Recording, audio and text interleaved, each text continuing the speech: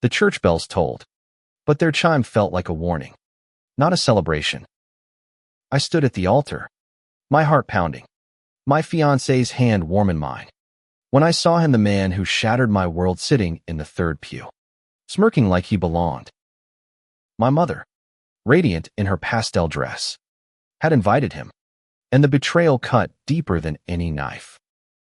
My name is Ethan Caldwell, and this was supposed to be the happiest day of my life. At 28, I'd fought tooth and nail to stand here in this small Virginia church, ready to marry Lucas, the man who'd stitched my broken pieces back together. But seeing Caleb, my high school tormentor, in the crowd brought every buried memory rushing back, his cruel words, his fists, and the lie my mother told to protect her image. 10 years ago, in the humid haze of a Virginia summer, I was 16, awkward, and just beginning to understand I was gay. Our town, Cloverfield, was the kind of place where secrets festered behind picket fences. I'd always known I was different, but I hid it, terrified of what my devout family and their tight-knit community would think.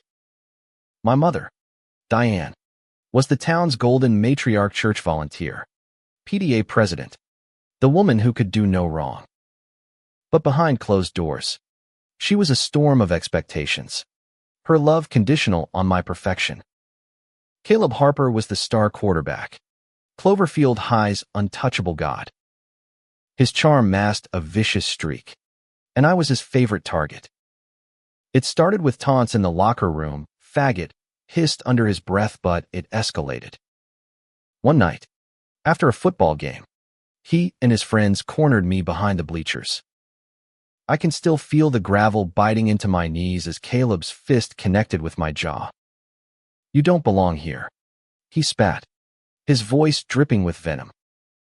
I limped home, bruised and bleeding, but when I told my mother, she didn't call the police. She didn't even look me in the eye. "We don't air dirty laundry, Ethan," she said, her voice cold. "You must have provoked him."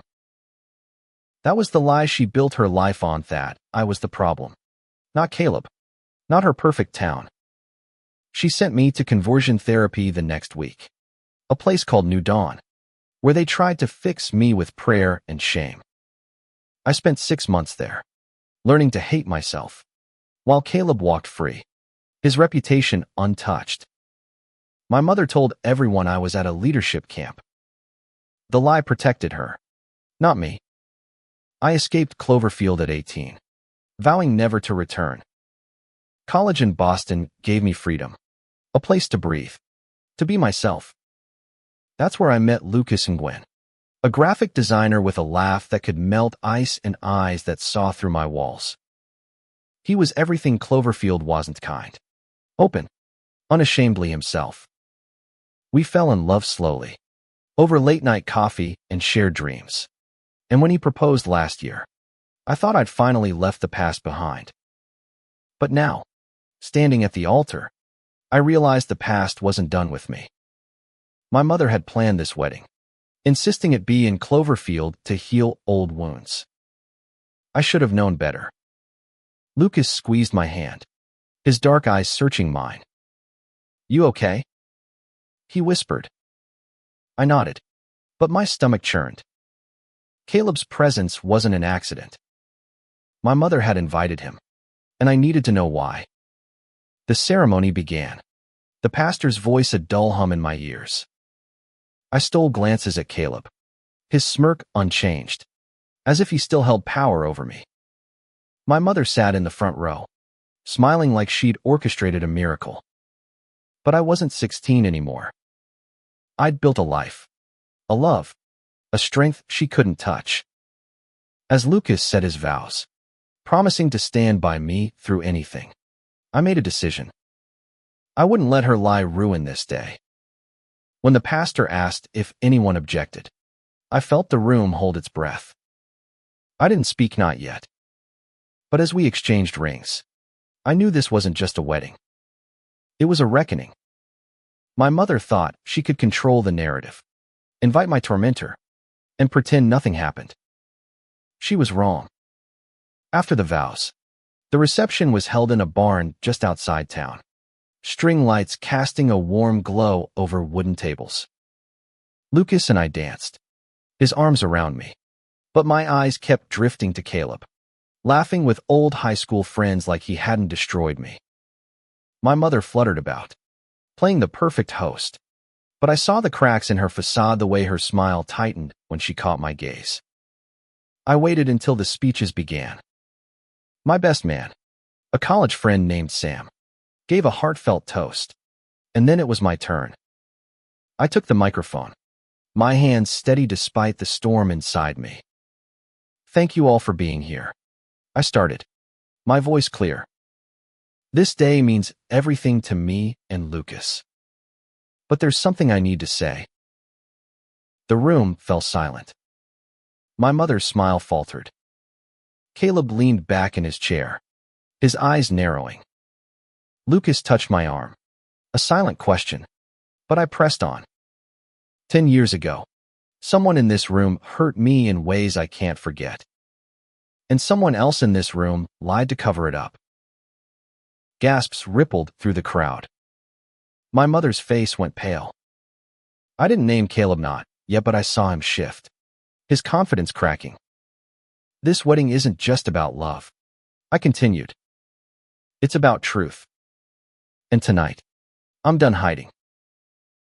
I set the microphone down, my heart racing but lighter than it had been in years. Lucas pulled me close, whispering, I'm so proud of you. The night wasn't over, and neither was my story. I had 7 more hours to unravel the lie my mother built in to make sure Caleb paid for what he'd done. The barn buzzed with whispers as I stepped off the stage, the weight of my words hanging in the air. Lucas's hand stayed in mine, grounding me, but I could feel my mother's stare burning into my back. She was already moving through the crowd, her smile plastered back on, deflecting questions with her usual charm. Caleb, though, was quieter now, his smirk replaced by a tense jaw. Good. Let him squirm. I led Lucas to a quiet corner near the bar, where fairy lights flickered against the wooden beams. You sure about this? He asked, his voice low, his brow creased with worry. You don't have to do this tonight. I do, I said, my voice firm. If I don't face it now, it'll haunt me forever. Lucas nodded, his trust in me unwavering. He'd heard the stories piecemeal at first, then in tear-soaked confessions late at night. He knew what Caleb had done, what my mother had covered up. But knowing and seeing were different. And now Caleb was here, in our space, tainting our day. I glanced at my mother, now laughing with a group of her church friends. She'd always been a master at appearances, but I wasn't her scared teenager anymore. I'd spent years rebuilding myself, piece by piece, and I wasn't about to let her rewrite history. Not tonight. As the band played a slow song, I pulled Lucas onto the dance floor, needing his warmth to steady me. We swayed, his cheek against mine, and for a moment, it was just us. But then I saw Caleb again, standing near the dessert table, his eyes locked on me. It wasn't just his presence that stunned, it was the audacity of it.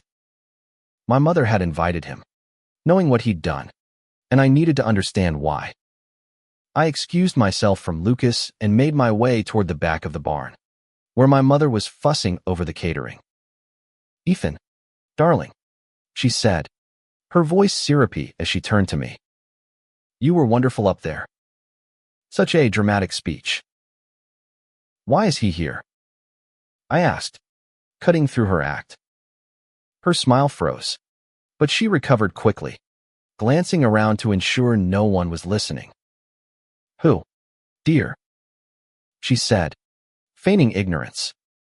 You mean Caleb? He's just an old friend of the family. I thought it'd be nice to. Stop, I interrupted, my voice low but sharp. You know what he did to me. You sent me to New Dawn because of him. Why would you invite him? Her eyes darted away, and for the first time, I saw a flicker of guilt. Ethan, that was so long ago. People change. I thought it would show everyone how far you've come. Show everyone. I repeated, incredulous. This isn't about me. This is about you. You're still protecting him, aren't you? She opened her mouth to protest, but I didn't wait for her answer. I turned and walked away, my heart pounding. I needed air. Outside, the Virginia night was cool, the stars sharp above the rolling hills. I leaned against the barn, trying to calm the storm inside me. That's when I heard footsteps. Ethan. Caleb's voice was smooth, like he was still the king of Cloverfield High. I turned, my fists clenching instinctively. He stood a few feet away, hands in his pockets, his face unreadable in the dim light. Didn't expect to see you so bold. What do you want? I asked, my voice steady despite the memories flooding back his fists. His laughter, the pain. Just wanted to say congrats, he said, his tone mocking. Nice wedding. Nice speech. You always were good at making a scene. I stepped closer, refusing to back down. You don't get to talk to me like that anymore. You don't get to be here, acting like nothing happened. His smirk returned, but it was weaker now. What happened? Ethan. You gonna drag up old high school drama? Let it go. I have. Let it go? I laughed, bitter. You beat me. You made my life hell. And my mother covered for you. Why? Caleb's eyes darkened, and for a moment, he didn't speak. Then he shrugged. Ask her. She's the one who wanted me here. I wanted to hit him, to erase that smug look, but I didn't. I wasn't that kid anymore, and I wouldn't let him pull me back. Instead, I turned and walked back inside, my resolve hardening. My mother had answers, and I was going to get them. Back at the reception, Lucas was waiting, his eyes full of concern. What happened? He asked. Caleb, I said, my voice tight. He's playing innocent, but he knows something. And so does she. Lucas took my hand, his touch a lifeline. We'll figure it out together, he said. But tonight's about us. Okay. Don't let them steal that. I nodded, but my mind was racing. The lie my mother told wasn't just about protecting Caleb, it was bigger, deeper, tied to her need for control. As the night went on, I watched her, noting every forced smile, every glance at Caleb. She was hiding something, and I was going to find out what. By the time the cake was cut, I'd made a plan. I'd confront her privately, away from the crowd, and demand the truth. But as I watched her laugh with the guests, I realized this wasn't just about me and Caleb. It was about every lie she'd told to keep her perfect world intact. And I was done letting her win. The cake was cut. The crowd cheered. And Lucas's smile was the only thing keeping me grounded. But even as we fed each other bites of vanilla sponge, my eyes kept drifting to my mother. She was at the center of the room, basking in the glow of her perfect event, oblivious to the storm brewing inside me. I needed to confront her, but not here, not with 200 guests watching. I pulled Lucas aside as the band struck up a lively tune. I need to talk to her alone, I said, my voice low. Tonight. Before this ends. He studied me, his dark eyes searching. You sure you want to do this now? It's our wedding, Ethan. I know, I said, squeezing his hand. But if I don't, I'll carry this forever. I can't start our life together with her lie hanging over me. Lucas nodded, his trust in me absolute. I'm here, he said. Whatever you need. I found my mother near the gift table, adjusting a stack of envelopes with that meticulous precision she'd always had. "Mom," I said, keeping my voice calm. "Can we talk?" "Outside." She hesitated, her eyes flicking to the crowd, but she nodded. "Of course, sweetheart." Her tone was too sweet, like she was already preparing her defense. We stepped out into the cool night, the music muffled behind the barn doors. The stars were brighter now, and the air smelled of honeysuckle and regret. I didn't waste time. "Why did you invite Caleb?" I asked, my voice steady. "And don't lie to me." "Not tonight." Her face tightened, but she didn't back down. "Ethan, I told you. It's been 10 years. I thought it would show everyone you've moved on. That you're stronger now." "Stronger?" I laughed, sharp and bitter. "You invited the man who beat me, who called me names, who made me hate myself. And you think that's about my strength?" "Ethan, lower your voice," she snapped, glancing around as if the trees might gossip. "You're making a scene." "No, Mom. You made the scene when you invited him." I stepped closer, my anger rising. "You sent me to conversion therapy to protect your reputation, not me. You let Caleb walk free. Why? What does he have on you?" Her eyes widened, just for a second, before she masked it with indignation. "How dare you? I did what was best for you. New Dawn was supposed to help you." "Help me." My voice broke, years of pain spilling out. "They told me I was broken. They made me pray for forgiveness for who I am. And you paid for it, knowing what Caleb did. Why didn't you stop him?" She looked away, her hands twisting the hem of her dress. "You don't understand, Ethan. It wasn't that simple. Caleb's family, they're important in Cloverfield. His father was on the town council. If I'd made a fuss, it would have torn everything apart." "Torn what apart?" I pressed. "Your perfect image. Your place in the church. What was more important than your son?" She flinched, but didn't answer. That silence said everything. I turned to walk away, but her voice stopped me. "Ethan, wait. I didn't want to hurt you. I thought inviting him would show everyone we're past it. That we're a united family." "United?" I spun back, my voice rising. "You invited my abuser to my wedding. You lied about what happened. You're still lying." "I'm not," she started, but I cut her off. "Then tell me the truth. What did Caleb's family have on you? Why did you protect him?" She opened her mouth, then closed it, her eyes glistening. For the first time, I saw fear in her face, not of me, but of something bigger. "It's complicated," she whispered. "You don't know what it was like back then." "Then tell me," I said, softer now, but firm. "Or I'll find out myself." She shook her head, tears spilling over. "Ethan, please. Let it go." I stared at her, the woman who'd raised me, who'd loved me in her own broken way.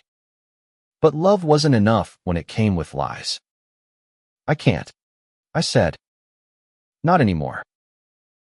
I walked back inside, my chest tight, but my resolve stronger.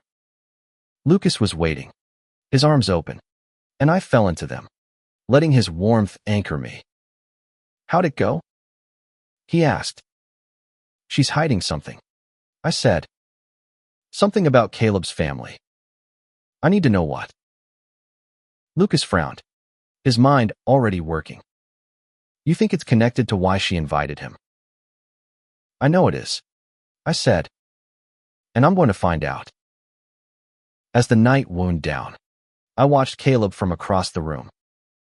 He was quieter now, avoiding my gaze, but I wasn't done with him. I remembered something from high school, a rumor about his father, a councilman with a reputation as clean as my mother's. There'd been whispers of corruption, hushed up quickly. Was that the leverage? Had my mother traded my pain for her status? I didn't have answers yet, but I had a plan. Tomorrow, I'd dig into Cloverfield's past old records. Gossip. Anything I could find.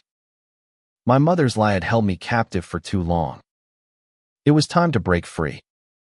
The reception ended with laughter and clinking glasses, but I felt like I was walking through a fog. Lucas and I said our goodbyes, his hand never leaving mine, and we drove to the small bed and breakfast where we'd spend our first night as husbands. The weight of the Damie's speech, Caleb's presence, my mother's half-answers pressed on me, but Lucas's quiet strength kept me from unraveling. In our room, with its creaky floors and lace curtains, I sank onto the bed. Lucas sat beside me, his fingers tracing circles on my back. "You're still thinking about it," he said, not a question. "I can't stop," I admitted. "She's hiding something. Lucas. Something big. And Caleb's part of it." He nodded, his face thoughtful. "What's your next move?" "I need to know what happened back then," I said. "Why she protected him. There were rumors about his dad, something about the town council. I need to dig into it." Lucas raised an eyebrow. "You're going to play detective on our honeymoon?" I managed a small smile. "Not the whole honeymoon. Just a little side quest." He laughed, pulling me close. "Okay, Sherlock. But I'm coming with you." The next morning, while Lucas slept, I sat at the small desk in our room, my laptop open. Cloverfield was a small town, but even small towns had secrets buried in public records. I started with the town council archives, available online through the county website. Most of it was mundane budget meetings, zoning disputes, but I searched for anything tied to Caleb's father, Robert Harper. It didn't take long to find something. In 2015, the year I was sent to New Dawn, there was a brief mention of a council investigation into financial irregularities. Robert Harper's name came up, but the case was dropped without explanation. I cross-referenced it with local newspaper archives, but the Cloverfield Gazette had only a vague article about resolved disputes. Someone had buried it. I needed more. I texted Sam, my best man, who'd stayed in Cloverfield for the weekend. He was a journalist, used to digging up dirt. "Can you check local gossip? Anything about Robert Harper or my mom from 10 years ago?" I wrote. Sam replied quickly, "On it. Cloverfield's got a long memory. I'll ask around." While I waited, Lucas woke up, stretching lazily. "Find anything?" he asked, peering at my screen. "Maybe," I said, showing him the council records. Caleb's dad was in some kind of trouble, but it got swept under the rug. I think my mom helped. Lucas frowned. "Why would she do that? What's in it for her?" "Status," I said. "Her whole life is about being Cloverfield's perfect matriarch. If she helped Robert Harper, maybe he owed her. Or maybe she was scared of him." Lucas leaned back, thinking. "You need someone who was around back then. Someone who'd talk." I nodded, my mind going to Mrs. Ellison, my old English teacher. She'd always been kind to me, even when I was the quiet kid hiding in the back of her class. She'd retired but still lived in Cloverfield, and she'd always had her ear to the ground. "I'll visit her," I said. "She might know something." We spent the morning settling into our honeymoon routine, but my mind was elsewhere. By afternoon, I drove to Mrs. Ellison's house, a tidy cottage on the edge of town.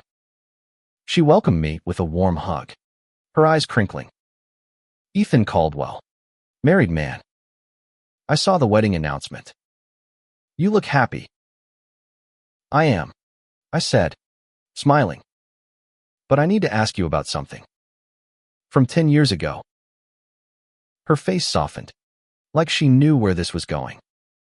We sat in her living room, surrounded by books and old photos. And I told her about Caleb, my mother, and the wedding. I think my mom covered up something for Caleb's dad. I said. Something big. Mrs. Ellison sighed, setting down her tea. Cloverfield's always had its secrets. Ethan. Robert Harper was powerful back then. There were rumors he was skimming funds from town projects construction deals. Mostly. But no one could prove it. Your mother, she was close to him. On the council's budget committee together. My heart sank. You think she helped cover it up? I don't know, she said carefully. But Diane was ambitious. She wanted to be mayor one day. Helping Robert could have secured her influence. I leaned forward, my pulse quickening. And Caleb? Did anyone know what he did to me? Her eyes filled with sadness. I heard whispers. Ethan. I'm so sorry I didn't do more. But your mother, she shut down any talk about it. Said it was a misunderstanding. A misunderstanding. The same lie she'd fed me. I thanked Mrs. Ellison and left, my mind racing. My mother hadn't just protected Caleb, she'd protected his father, too. But why invite Caleb to my wedding? What was she trying to prove? When I got back to the bed and breakfast, Sam had texted, found an old bartender who remembers Robert Harper bragging about owing Diane a favor in 2015. Meet me tomorrow. I showed Lucas the text, my hand shaking. This is it, I said. Proof she made a deal. Lucas pulled me into his arms. We'll get the truth, he said. But promise me you'll take care of yourself, too. I nodded. But as I lay in bed that night, I knew the truth would come at a cost. My mother's lie wasn't just about Caleb, it was about power, control, and a town that valued appearances over justice. I was ready to tear it all down. The next day, Lucas and I met Sam at a diner on Cloverfield's Main Street, the kind of place where the coffee was strong and the gossip stronger. Sam slid into the booth, his notebook already open. The bartender's name is Joe, he said, keeping his voice low. Worked at Harper's Pub for 20 years. Said Robert Harper was drunk one night in 2015, boasting about how Diane saved his ass on some council deal. What kind of deal? I asked, my heart racing. Sam shrugged. Joe didn't know details. Just that Robert owed your mom big. Something about a construction project and missing funds. She made it go away. Lucas leaned in, his voice calm but sharp. And Caleb? Any connection? Joe said Caleb was untouchable back then. Sam replied. His dad's influence kept him out of trouble. If your mom helped Robert, it explains why she never went after Caleb for what he did to you. I stared at my coffee, the pieces clicking together. My mother had traded my pain for a favor, a stepping stone to her ambitions. But inviting Caleb to the wedding still didn't make sense. Was it guilt? A power play? Or something worse? We need more, I said. Something concrete. Documents. Emails. Anything. Sam nodded. I've got a contact at the county clerk's office. They might have old council records that didn't make it online. I'll dig. As Sam left, Lucas reached for my hand. You okay? He asked, his eyes searching mine. No, I admitted.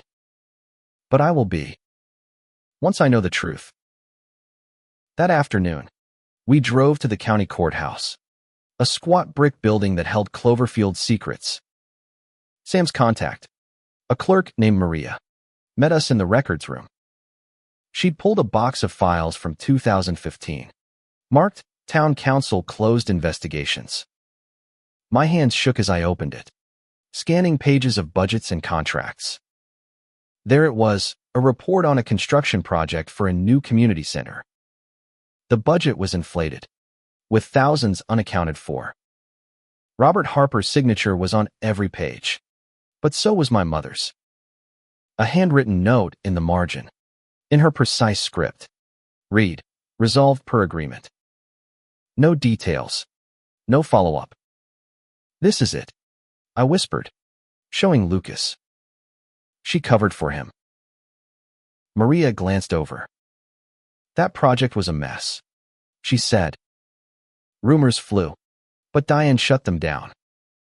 Said it was a clerical error. A clerical error doesn't get you a favor from a councilman, I said, my voice tight. Lucas frowned, reading the file. There's got to be more. An email, a memo, something that shows what she got out of it. Maria hesitated. There's an old server with council emails, but it's not public. I could get in trouble. Please, I said, my voice breaking. This is about my life. She sighed, then nodded. Give me a day. I'll see what I can find. That night, back at the bed and breakfast, I couldn't sleep. Lucas held me, his breath steady against my neck, but my mind was a storm. My mother had built her life on lies, and I was tearing them down. But what would be left when I did? Could I forgive her? Did I even want to? The next morning, Maria called. I found something, she said. An email from your mom to Robert Harper, sent a week after the investigation closed. It's personal. My stomach dropped. Personal how? She mentions our agreement and Caleb, Maria said. Says she'll keep quiet if he does. I'll send you a copy. But Ethan, it's not pretty. The email arrived an hour later. I opened it, Lucas reading over my shoulder. It was short, but every word hit like a punch. Robert, per our agreement, I've handled the council matter. Caleb's incident with Ethan stays between us. I expect your support for the mayor's race. Diane. I stared at the screen, my vision blurring. She'd traded my pain for a shot at power. Caleb's attack wasn't just a teenage bully's cruelty, it was a bargaining chip. And she'd used it. Lucas pulled me close, his voice soft but fierce. She doesn't get to control you anymore. You're stronger than her lies. I nodded, but the hurt was raw. A wound reopened. I needed to confront her. But first, I needed to face Caleb. He'd known about this deal, had banked on it to escape accountability. I wasn't letting him walk away again.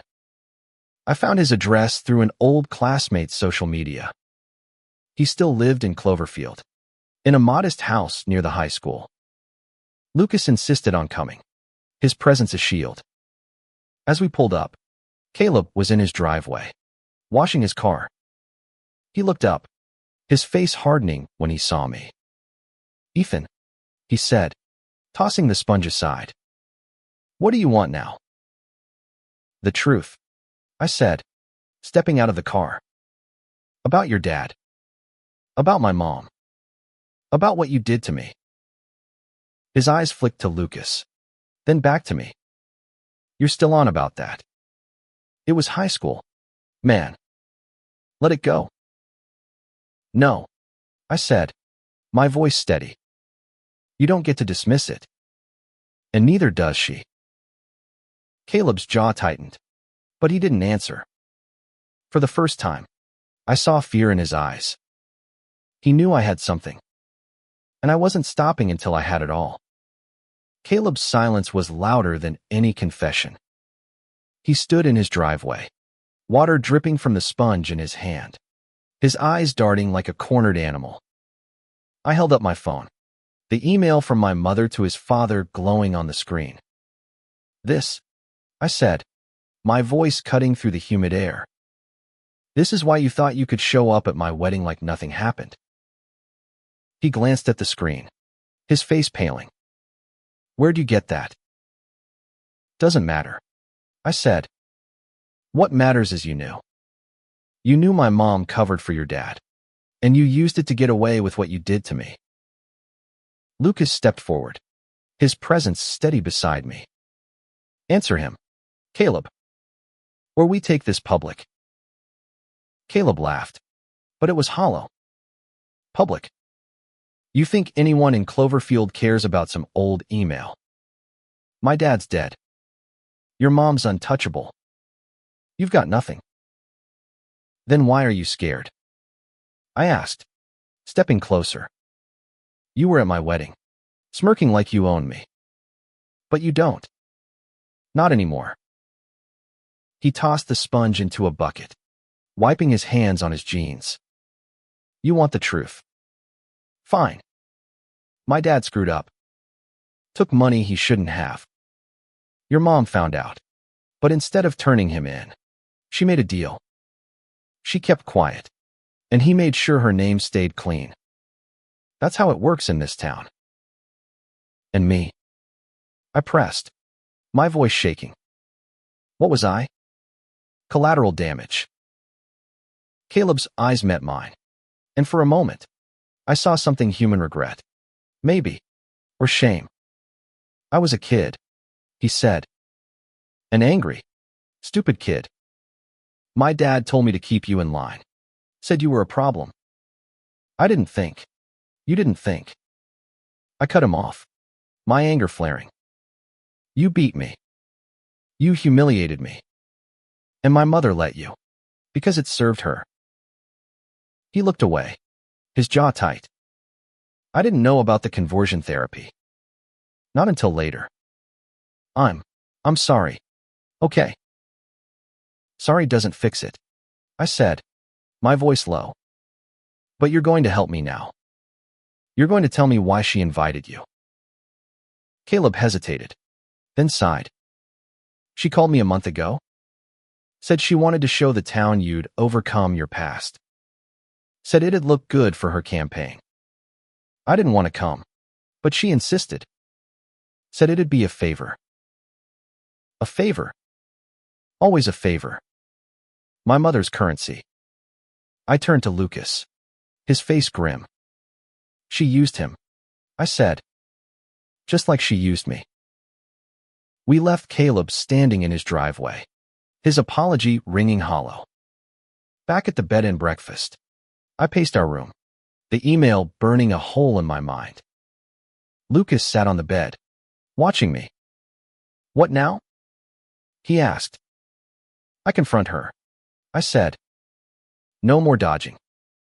She needs to face this. We found my mother at her house, the same pristine colonial where I'd grown up. She was in the kitchen, arranging flowers like nothing had happened. When she saw me, her smile faltered. Ethan, Lucas, I didn't expect you. We need to talk, I said, holding up my phone. About this. Her eyes flicked to the email, and she froze. Where did you? Doesn't matter, I said, echoing my words to Caleb. You made a deal with Robert Harper. You covered up his corruption, and in return, he covered for Caleb. For you.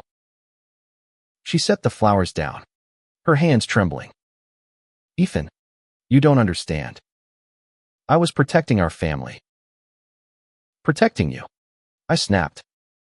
You sent me to New Dawn to keep me quiet. You invited Caleb to my wedding to rewrite the story. But I'm done with your lies. Her face crumpled, tears welling. I didn't want to hurt you. I thought I was doing what was best. Best for who? I asked, my voice breaking. You let me suffer to save your reputation. You let Caleb walk free. And now you're running for mayor, still pretending you're perfect. She sank into a chair, her hands covering her face. I was scared. She whispered. Robert had power. If I'd gone against him, we could have lost everything: our home, our place in this town. So you sacrificed me, I said, the words heavy. Your own son. She looked up, tears streaming. I love you, Ethan. I always have. I thought I could fix it. You can't fix this, I said, my voice steady now. But you can make it right. Tell the truth. All of it. She shook her head, her voice barely audible. I can't. It'll ruin me. Then I will, I said. I'm not carrying your lie anymore. I walked out, Lucas at my side, my heart heavy but resolute. The truth was out, but it wasn't enough. My mother's campaign, her perfect image, was built on my pain. I couldn't let it stand. Back at the bed and breakfast, I called Sam. Can you get this email to the Gazette? I asked. Anonymously. You sure? He asked. This'll blow up Cloverfield. I'm sure, I said. It's time. As I hung up, Lucas pulled me close. You're doing the right thing, he said. But it's going to hurt. I know, I said, leaning into him. But I'm not alone anymore. The truth was a fire, and I was ready to let it burn. The next morning, Cloverfield woke to chaos. Sam had worked fast. The email was front-page news in the Cloverfield Gazette. Under the headline, Council Cover-Up, a Decade of Secrets. My mother's name was everywhere, tied to Robert Harper's corruption and Caleb's unchecked violence. The article didn't name me, per my request, but the town wasn't stupid. They knew. My phone buzzed with messages: old classmates, neighbors, even Mrs. Ellison, all shocked, some supportive, others angry.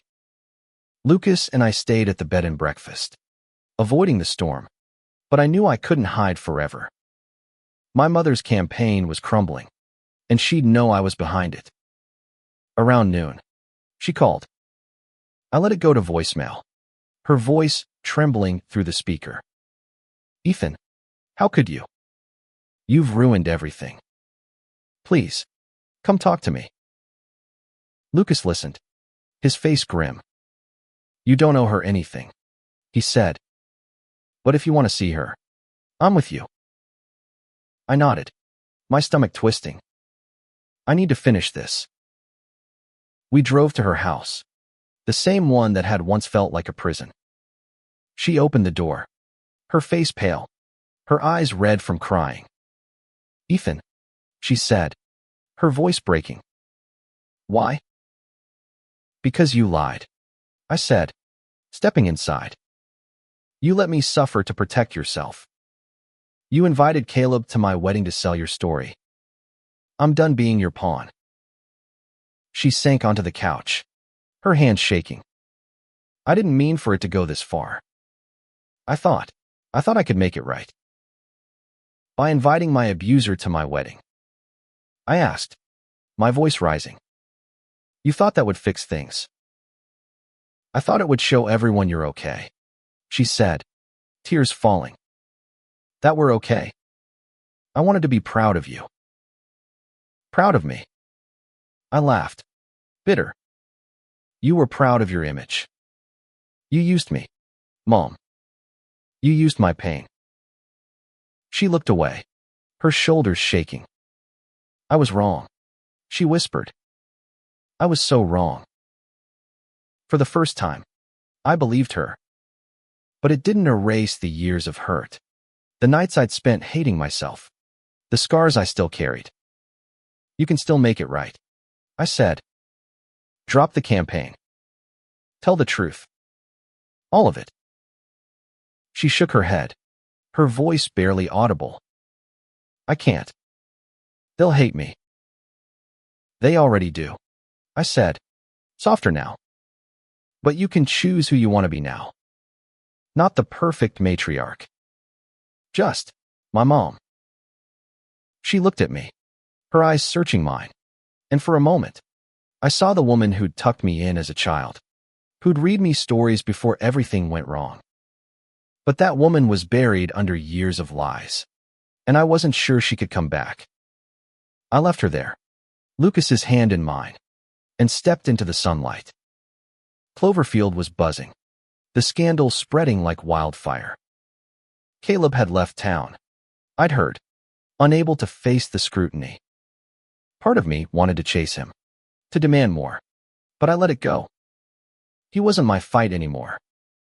That night, Lucas and I sat on the porch of the bed and breakfast, watching the stars. "You did it," he said, his voice soft.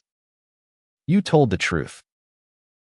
"Not all of it," I said, thinking of the wedding, my speech, the moment I took the mic. "I need to finish what I started." He raised an eyebrow. "What do you mean?" "I mean, Cloverfield needs to hear it from me," I said. "Not just the email. My story. All of it." Lucas nodded, his smile proud. "Then let's do it. Together." The next day, I contacted the Gazette. They were eager for a follow-up, and I agreed to an interview anonymous, but raw. I told them everything: Caleb's attack, my mother's deal, the conversion therapy, the wedding. I didn't hold back. Lucas sat beside me, his presence a reminder that I wasn't alone. When the article went live, it was like a weight lifted. Cloverfield read my story, and for the first time, I felt seen not as Diane's son, not as Caleb's victim, but as Ethan, a man who'd fought for his truth. My mother called again that night.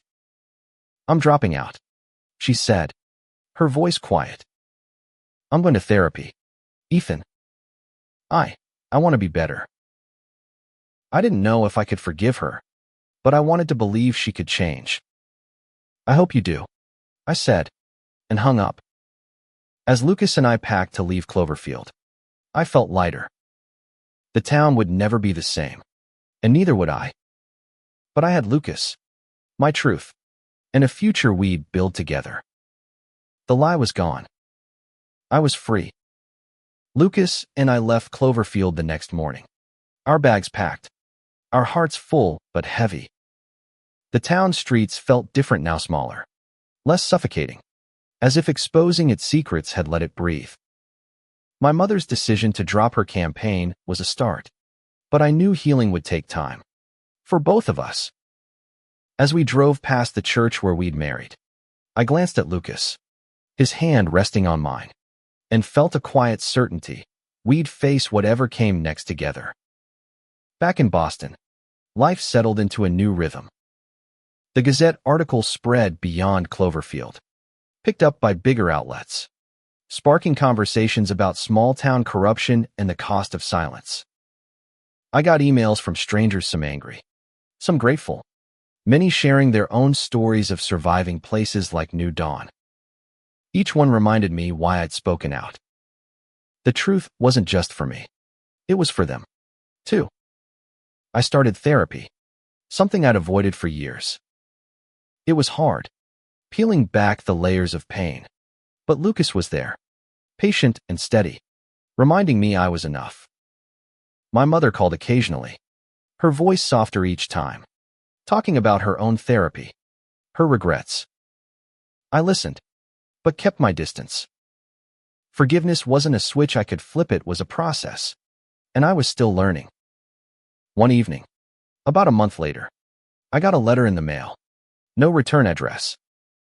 The handwriting was unfamiliar, but the words hit like a shockwave. "Ethan, I'm sorry. I was wrong. I've left Cloverfield. I hope you're happy. Caleb." I stared at it, my hands trembling. Lucas read it over my shoulder, his jaw tight. "You believe him?" he asked. "I don't know," I said. "But it doesn't matter. He doesn't get to decide my peace." I burned the letter in our fireplace, watching the flames consume it. It wasn't closure. Not exactly. But it was a release. Caleb's apology couldn't erase the past, but it couldn't control my future either. That night, Lucas and I sat on our balcony, the Boston skyline glittering below.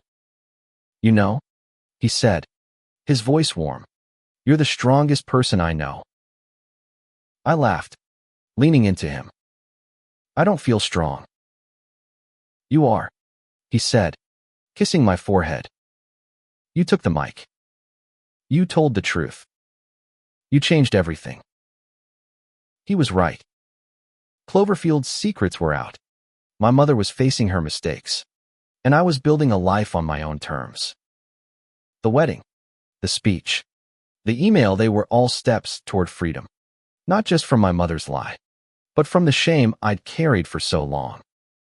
As winter settled over Boston, I started writing a memoir, raw and honest, about surviving Cloverfield, finding love, and reclaiming my voice. It wasn't easy, but every word felt like a victory. Lucas read each chapter, his feedback gentle but sharp, helping me shape the story. "This is going to help someone," he said one night, his eyes shining. "Maybe a lot of someone's." I hoped he was right. I thought of the kid I'd been, scared and alone, and wished I could tell him he'd make it. That he'd find love, strength, a home. That he'd stand at an altar, take a mic, and refuse to be silenced. On our first anniversary, Lucas and I returned to Cloverfield, not to stay, but to visit Mrs. Ellison. She'd followed the story, sent me letters of support, and when we arrived at her cottage, she hugged us both. "You changed this town, Ethan," she said. "People are talking now. Really talking." I smiled, glancing at Lucas. "I just told my truth." "And that's enough," she said, her eyes warm. As we drove back to Boston, I thought about the wedding, the moment I took the mic. It wasn't just about exposing my mother's lie, it was about claiming my life. I'd spent years running from Cloverfield, from Caleb, from the pain. But standing up, speaking out, I'd found something better, myself. Lucas reached for my hand, his ring glinting in the sunlight. "Happy anniversary," he said, his smile soft.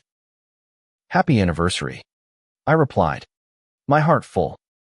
The road ahead was uncertain, but for the first time, I wasn't afraid. I had Lucas, my truth, and a story that was finally mine to tell.